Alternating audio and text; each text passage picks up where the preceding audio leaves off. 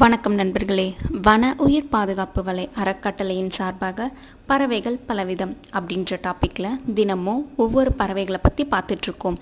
அந்த மாதிரி இன்றைக்கி நம்ம எந்த பறவையை பற்றி பார்க்க போகிறோம் அப்படின்னா தாழிக்கோழி. ஆமாங்க, இந்த பறவையை இங்கிலீஷில் காமன் மூர்ஹென்னு சொல்லுவாங்க.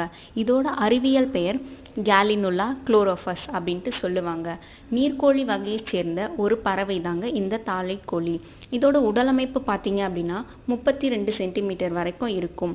இது தண்ணீரில் நீந்தக்கூடிய வாத்து மாதிரி இருக்கக்கூடிய ஒரு பறவை இனம்.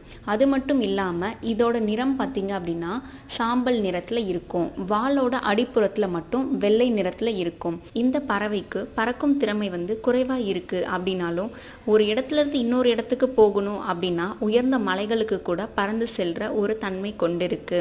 இந்த பறவை நீரில் மூழ்கி இருக்கிறதுனால ஆபத்திலிருந்து தப்பிச்சுக்கிறதுக்கும் அதுக்கு யூஸ்ஃபுல்லாக இருக்குது. இந்த பறவையோட இனப்பெருக்க காலம் எப்போ அப்படின்னா ஜூன் மாதத்துலேருந்து செப்டம்பர் மாதம் வரைக்கும் இருக்கும். அந்த மாதிரி காலத்தில் இது என்ன பண்ணும் அப்படின்னா புதர்களுக்கு இடையில் நீர் தாவரங்கள் எல்லாம் சேகரித்து அதுக்கு மேலே 5லேருந்து 12 முட்டைகளை இட்டு அதை பாதுகாத்து வருது.